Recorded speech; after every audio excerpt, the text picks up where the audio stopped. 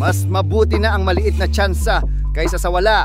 Yan ang sinabi ni Kevin Quiambao sa Instagram habang sinusubukan niyang makarating sa NBA Summer League sa Las Vegas. Oo, mahirap pero hindi imposible. Alam mo ba, mas mababa pa sa 0.7317% ng mga nangangarap ang nakakapasok sa NBA. Pero si Kevin Quiambao, hindi lang basta pangarap ang bit-bit, may laban talaga. UAAP MVP champion at ngayon standout rookie sa KBL ng Korea. Sa 23 laro kasama ang Sono Sky Gunners, KQ average 16.9 points, 6.3 rebounds, 3.9 assists at 1.3 steals.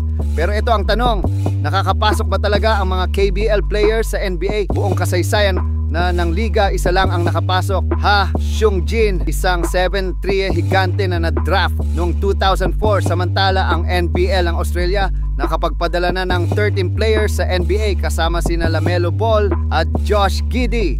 So ano ang panlaban ni KQ?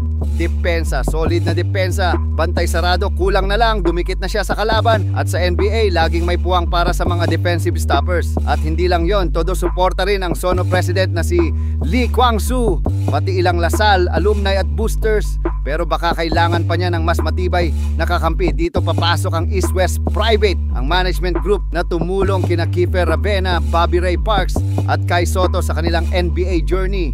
Hindi lang koneksyon ang dala nila, bit-bit nila ang pangarap ng player. At kung makasama ni KQ ang EWP, baka tumaas pa ng kaunti ang tsansa niya.